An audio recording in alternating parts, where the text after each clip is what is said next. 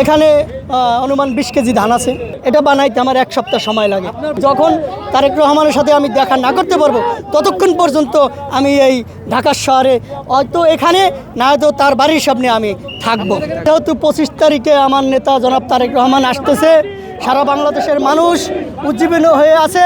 যেহেতু তারেক রহমান আসবে বাংলাদেশের মাটিতে, এই 25 তারিখে বাংলাদেশ জাতীয়তাবাদী দলের একজন সে আগামীতে রাষ্ট্রনায়ক হবে, প্রধানমন্ত্রী হবে, সেই জন্য আমরা এখানে চলে আসছি।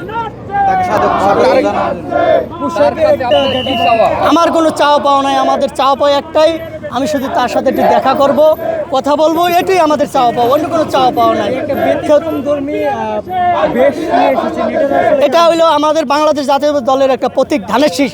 যেহেতু এটা আমার না, এটা বাংলাদেশ জাতীয়তাবাদী দলের কর্মী আমি একজন, সেজন্য এই ধানের শীষ নিয়ে আপনাদের মিডিয়া ভাইয়ের মাধ্যমে দেখেন বিভিন্ন জেলায় আমি কিন্তু প্রোগ্রাম করি, এই ধানের শীষের প্রতীক নিয়ে থাকি। কেন? জিয়াউর রহমান এই ধানের শীষ এনেছিল বাংলাদেশে, সেই ধানের শীষ নিয়ে বেগম খালেদা জিয়া সে নির্বাচন করেছে, প্রধানমন্ত্রী হয়েছে। জনাব তারেক রহমান আগামীতে এসো নায়ক, সে প্রধানমন্ত্রী হবে। সারা বাংলাদেশের মানুষ 12 তারিখে ভোট দিয়ে জয়যুক্ত করে সংসদে পাঠাবে, প্রধানমন্ত্রী হবে। সেটাই হলো জনগণের আশা, আকাঙ্ক্ষা, চাওয়া পাওয়া। এটা বানাইতে আমার 1 সপ্তাহ সময় লাগে।